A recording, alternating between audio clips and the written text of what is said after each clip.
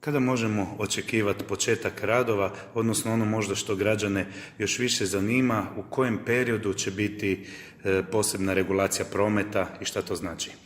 Dakle, posebnu regulaciju prometa ćemo uvesti odmah, računamo, planiramo u prvom tjednu nakon proslave Dana grožđa i na taj način znači, da će ljudi moći do Trga Slobode se kretati sa automobilom, a da bi došli u centar samog grada, znači kod sveučilišta ili upravne zgrade grada Buja, morat će se koristiti Garibaldijevom ulicom i obilazno od ispoda doći u grad. Eto, i kad bi ponovo mogla biti otvorena? I završetak radova na rekonstrukciji ulice očekujemo za 31. siječnja, znači najkasnije do onda bi se promet ponovo trebao otvoriti.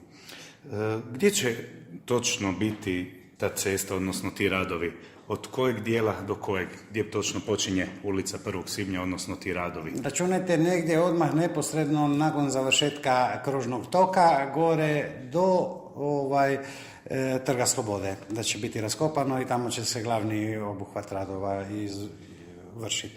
Trenutno sada prije toga radimo na spajanju na kolektorsku mrežu koju već imamo ovih dijela naselja koji se nalaze ispod ronda. Ispod pizzerije Ronda, to sada kreće odmah idući tjedan, krećemo sa radovima. I što to znači za građane Buja nakon što završe radovi, što će oni imati više, bolje? A imat će, pogotovo stanovnici ulice 1. svibnja, riješenu oborinsku vodu i riješenu kanalizaciju, tako da više nećemo trpiti one teške vonjeve koje se znaju ljeti dešavati zbog toga što trenutno kanalizacija nije riješena u ulici 1. svibnja.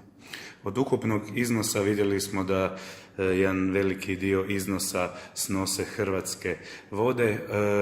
Ko snosi ostali dio, odnosno možda interesantnije grad Buje koliko snosi? Naš udio u tom projektu sada bio ali otprilike 1 milijun kuna.